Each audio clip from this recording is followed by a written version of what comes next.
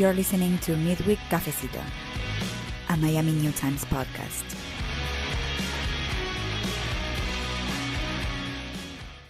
Hey, this is Flor. And I'm Celia. And this is a special edition of Midweek Cafecito, live from Winter Music Conference. Live, technically, fake live, but recording from.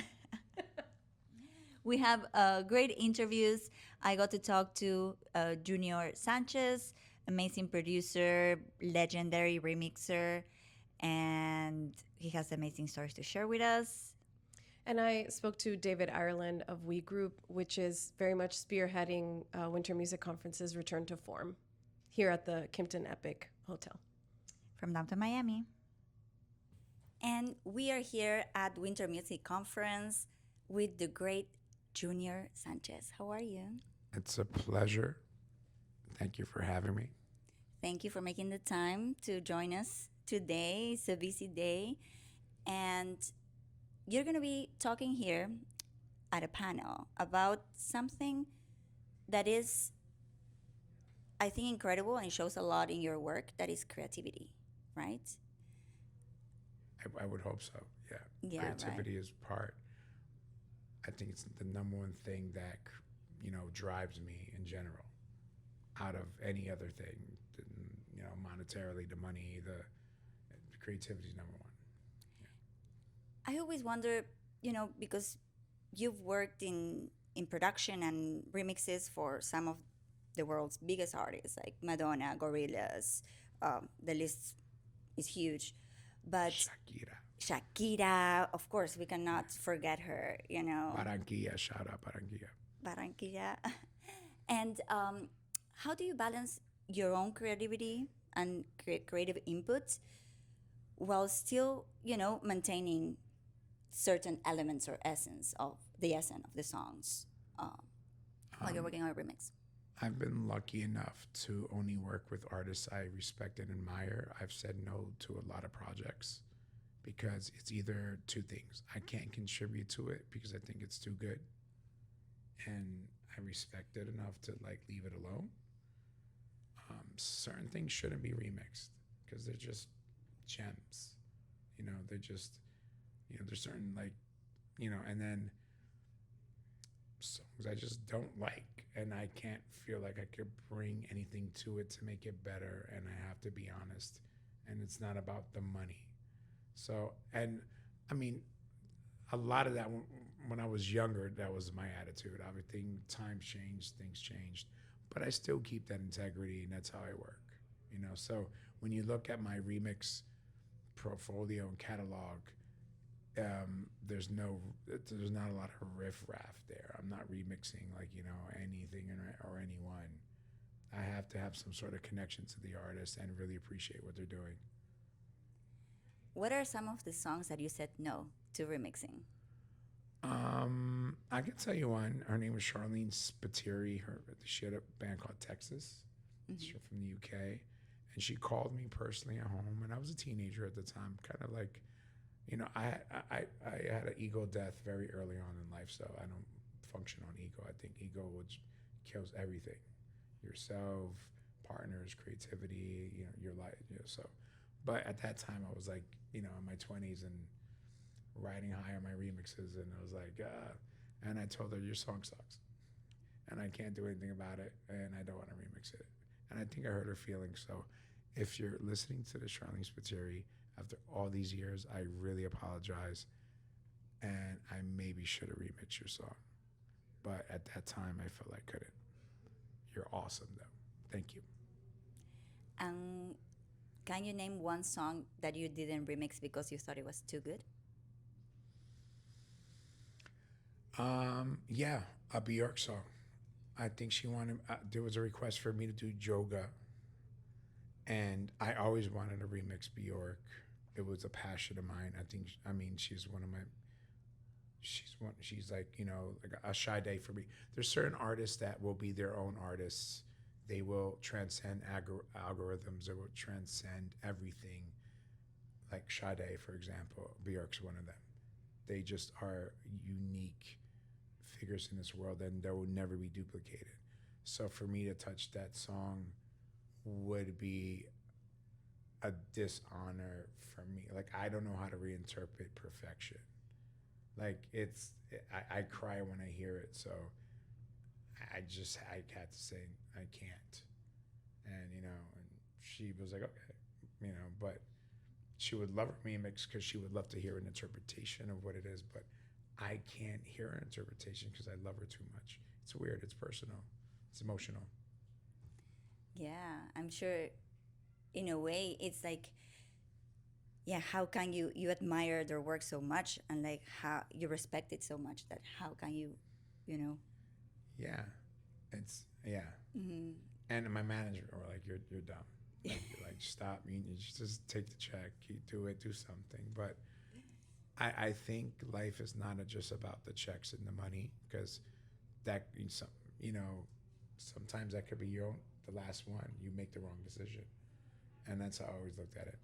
But I just couldn't do it. When it comes to artistry, for me, it's a really big deal. Like, there's certain records that I like. For example, David Morales remixed Space Cowboy for Jamiroquai. He hated it. It turned out to be fantastic. Those things happen, because David had a vision for the record and it came out amazing. And then Jamiroquai loved it. Those things happen, but when it comes to me, it's like it's like either I know I can do something, or I can't. It doesn't happen often, I mean, not every day Bjork is like, teams going, we want you to remix a Bjork song. So, when that happens, you're like, holy shit. And then the name of the song comes up and you're like, and then not only that, I love the director of that and the visuals and that, and it's just very overwhelming. So I'm just like, I can't touch that baby. Mm-hmm. So. And what are maybe three of your favorite, or maybe two of your favorite songs you ever worked on?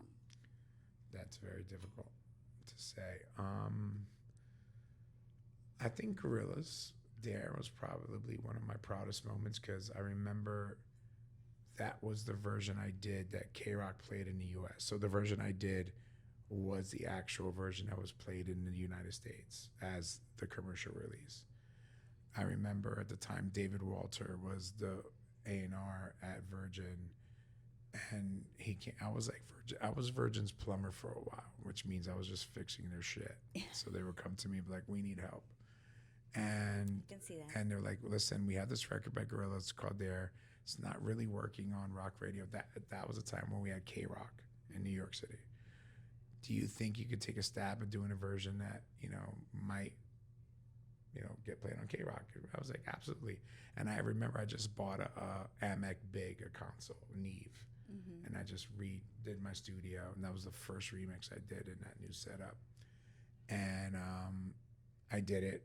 I brought in new guitar players, new session players, and it came out really great. And then it helped them sell another probably 800,000 units in the U.S. alone.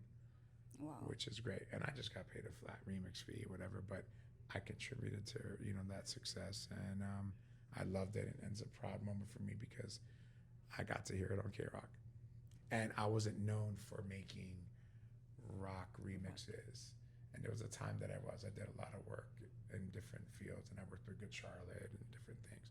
So people know me for dance, but I've literally dabbled in a lot of different things and worked with Block Party and worked with a lot of indie bands, and there was a time where I was just like that indie darling from downtown. Yeah, and even if we think about Winter Music Conference, and if we think about Ultra, on the stage at Ultra, there was a time where Block Party would play, where there were indie Pawn bands. Shop. Yeah, I remember Pawn Shop. I remember Laura Coppola, that was married to Naive now, which we will all hang out. There was a whole hip. There was a whole. I hate to use the term at that time. The whole hipster thing that was fueling. I had actually did a showcase here with the moving units. We called it bandages, bands and DJs, and we did a show. It was downtown. It was really seedy, and we had Peaches, and we had moving units and a bunch of unknown semi-precious weapons, which now he's the singer is a huge writer. Like he writes the biggest pop songs you've ever heard. And that was so what's funny to me, it wasn't about leaving dance music. It was about an evolution. When you listen to ESG or LCD Sound System, Jane Murphy, to me it was like dance music was becoming stale and we needed to have a little bit of a live element of house again. So that's what was the intriguing part of like what ESG was doing, or Liquid and Caverns and all that. So that was like invigorating for me to, to hear live instrumentation on 4/4. Same as what fuckers are doing today, actually. That's why they're really exploding. Yeah. So it's good to see that kind of reciprocate and come back. But I'm always a house head at heart. That's, who I am and will always will be. But I'm always a person that looks for, I always say, everyone's culture. And I understand that word. But to me, culture is mainstream. I'm subculture. What's underneath the carpet?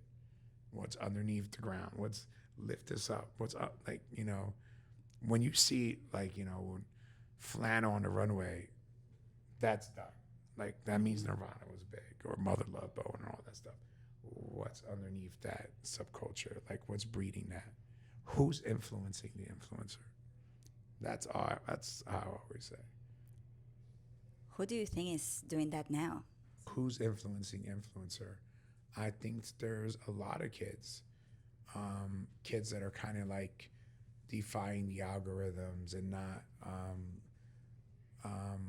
not listening to what Spotify's telling them to listen to, or like this kid, the Dare, who's obviously inspired by James Murphy and trying to do something different. So there's a lot of things that are happening that are off the cuff and not so marketed. And I respect Charlie XCX, but I think her marketing was better than her music. I mean, Fair. Brat and her musical director, which I know her father, a genius, Justin Strauss is her dad. I think she's amazing. I think she deserves as much accolades as Charlie has, because without that minimalistic green thing that said Brat, that wouldn't exist. So that's rebellion to me. That's that punk, attitude of giving the visual to music that maybe would be a little bit subpar, but because it happened, it made more sense. You know what I mean? Like, it gave the music a little bit of an identity so you could latch on to it. It gave it edge. Yeah, it gave it edge. Without it, you're kind of trying to figure it out. Yeah. Yeah. So I say Charlie XCX was lucky with her creative director. Fair. And, talking about your connection to Miami, which is, goes back years and years, there is something a little more recent that happened, that many of your records ended up in Miami, right? Yes. It's oh man. We're going there. It's a scar that's still healing. So you heard about this. I know. Not only I know, I'm going to show you something. You have something? Yeah. I have this from Junior Sanchez's personal collection. It's one of his records, though. But to give insight to people who don't know what's happening. Can I smell it? You can smell it. No. We're getting weird here. Yeah, I know. This is what I used to do. So when I was a kid, I used to go smell the vinyl, hold it. I'm gonna put this down. Put it up to the light. You can always tell where it was pressed or how good the pressing is. Is it virgin or not? You can't see through this, so that means it's really good. And then I would always, this is called a matrix code.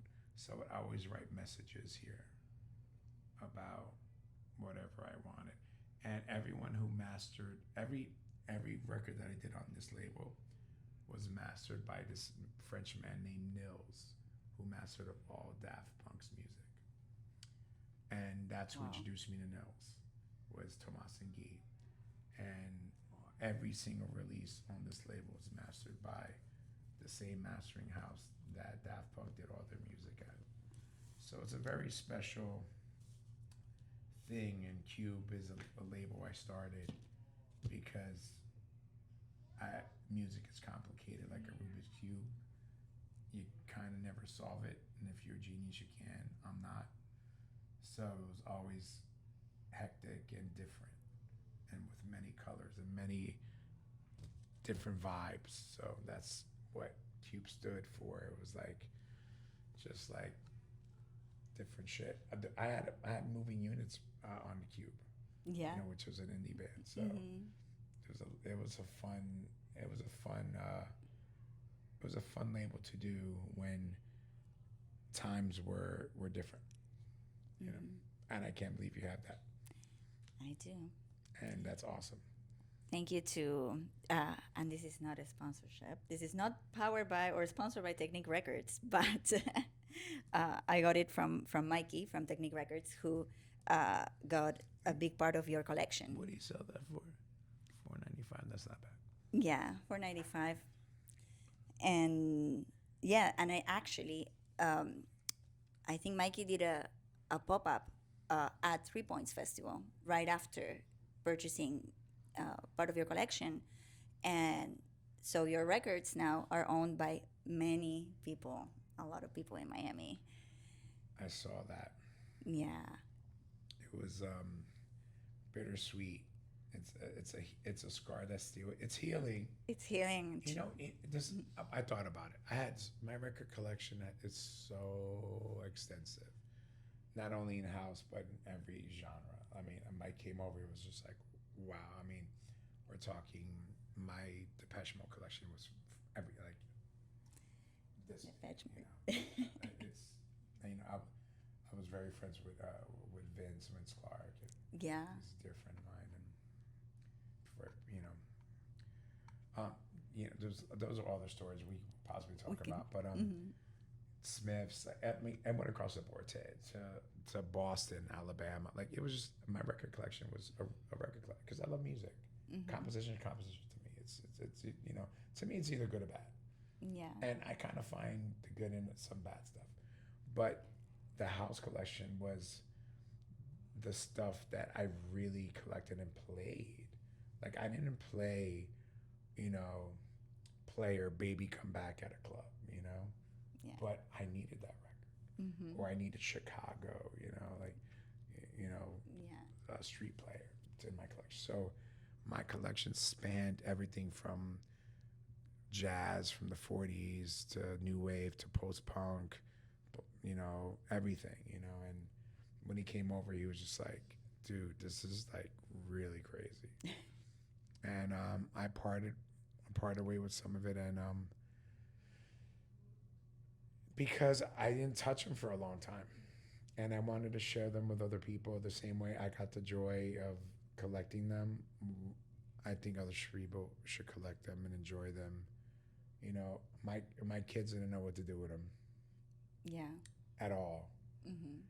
So let's say if I passed away, they'll just be sitting there. So I was just like, go for it.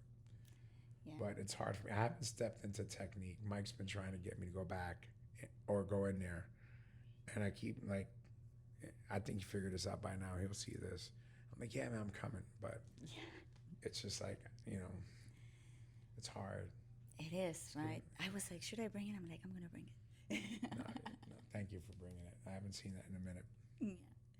And, well, I heard you're actually going to be doing a set at Technique, or no?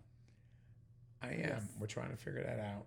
I will come. I want to do it. I think Mike's a special human being. He's great. He has a great heart. And why not? Why not go there and just have fun and play some old records and, maybe see a few of mine and buy them back. Hey, maybe he'll give you a discount. Yeah. This is Celia Almeida for Miami New Times, and I'm here with David Ireland of We Group, which is very much spearheading WMC's return to form. So wanted to talk to you a little bit about the fact that you've been on, our side of things with publications. You've been on the kind of like the production side, certainly with We Group. But to go back before that, like, what are some of your earliest WMC memories? Do you remember when you knew you wanted to get more involved with it? Yeah, that's a good question. It's actually, I always kind of tell this story. It's like kick-started my career at WMC. And it was in probably 96 is when I came down there. And I had a magazine called BPM. So back in the rave days, BPM was kind of one of the original 5 or 6 magazines that was going on. I was so broke, I couldn't even get into WMC. So it was, and that's when it was at the pool at the Fontainebleau, and it was very much a community of people and DJs pushing records. And so it was a very different experience back then because it was so core to the industry. But I would say WMC launched my career 100%. And then BPM kind of came a thing. And then I just kept coming back and back and back. So I've been coming to Miami since 1996. So it's been a long time. So it's really cool to be back. And it's kind of, if 1996, then this is kind of like a milestone time for you, right? Like 2026, like, and the fact that you're bringing it back in the way that it is. So going from, you were so broke you couldn't get into, how did that first initial jump happen where you were like more active in the conference? Well, it kind of came in as the magazine, because BPM was like out of my basement. It was literally, and that's, again, at the time there was maybe Herb, Accelerator, and it was really all kind of a cottage industry. So the rave publications kind of catered to I think Herb was national. We eventually became national, but you had to kind of be here because it was, as it began, the party started popping off. And then you started to find out what records were going to be big, because when you're only playing analog sources, records were literally broke, and they're like, oh, okay, what's going to be the record of Miami Music, or not Miami Music, Winter Music Conference? Mm-hmm. Miami Music that wasn't, they didn't call it that. Not yet. Yeah. So yeah, it was just kind of this evolution through and as it blurred into Miami Music Week and into Ultra, it very much changed a lot. But you saw the industry has been coming since then in one way or another. So. And we're at the Kimpton Epic for the first time. Can you talk a little bit about how you partnered for the hotel for this conference? How did we end up here, and what are you trying to do differently this year? Yeah, so in 2019, I was actually working directly for the conference, and we had a really good one at the Faena on the beach. The struggle with the beach for us was that it was kind of out of the way, because the nightclubs on the beach that used to be there just kind of started disappearing. So the whole culture that was driving WMC on the beach started moving to the other side of the causeway. So we kind of started figuring that out, and then in 2020, obviously COVID kind of knocked us out of position. But the whole idea was to eventually be somewhere like this, where all the nightlife is, where it's convenient for people. And downtown, as you guys know, as people from Miami, it's completely turning around. It's this whole new thing. Back downtown was more industrial when I was coming, so it was all about the beach. So those tables have turned, which is really interesting. So, and I've noticed that DDA is involved, right? Yes, we're working very closely with them and kind of getting guidance and understanding how they are building out the city, because it's like they know things obviously before we do. So I'd understand how the restaurants are coming in and the different commerce is coming in. And if you go down over by some of these places, there's like 15 high-rises going up. It's just completely different place. So it's exciting. And you've seen a lot of those changes in real time, right? So like, I know WMC is very much about figuring out like the future of the music and the industry around it. So what are some of the topics that you think will be like top of mind at this year's WMC specifically? I mean, everybody's, AI is the obvious one. It's like in music production, we tried to stay away from it as like from prompting to create music, but more about how you use it as a tool, because you can frame AI in a really negative way, and it's a controversial topic. So that's Definitely. One of the big ones. And on the opposite side is the physical media. We have our next panel 3 is about vinyl and cassettes and CDs, and that's coming back, which is really interesting because that's what I came up with. But the generation that missed that it's kind of unfortunate because they don't have record collections. So you're going to see these two opposite sides of the side. And then there's a lot of core business stuff, legal. We have a panel about how to get your visas and how to manage like when you're traveling to the US for a work visa. So it's really focused on a lot of different stuff, from how you make music to how you work in the industry. The visa stuff with like a lot of the immigration issues that are happening in the US right now, is that, did you guys already have that in the programming, or have you added that because of that kind of environment? It was kind of a little bit of both, because we had a relationship with Pablo Velez, who has a firm in New York that was kind of tackling this, and they eventually switched their entire practice to sorting out work visas for DJs. So we're like, this is very topical, especially to your point, as they've been changing so dramatically, and it's just a different universe than it was 5 years ago. So it's a little bit of both. We kind of saw the trend happening, and we had that conversation in another lane with Magnetic, which is the magazine that I own also.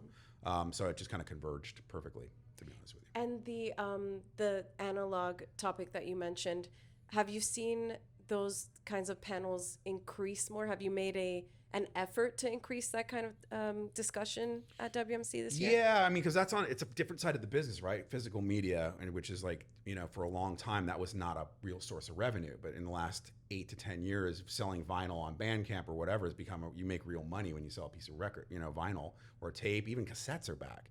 So you'll see a lot of different. And then there's some topics like with Armin van Buuren, he's just a superstar DJ and people want to hear what he has to say. So it's a big variety. It's interesting. We did a story in New Times about the return of CDs, even Right. among like Zoomers, Right. So it's definitely it's out there in the environment. Another change that I've noticed that you did this year is you're really like promoting the pool parties here, especially because I'm guessing because it's here at the Kimpton or. Yeah, that's a good question. I mean, one of the things that I came up with was going to pool parties. Like Miami and the Winter Music Conference was at its core a pool party. So you'd have panels, but everybody was doing all the business around the pool, handing out records to people. And that's back in the day we could walk up to Todd Terry and say, "Hey, what's up?" That doesn't happen anymore. But we wanted to bring the industry and the fan world together.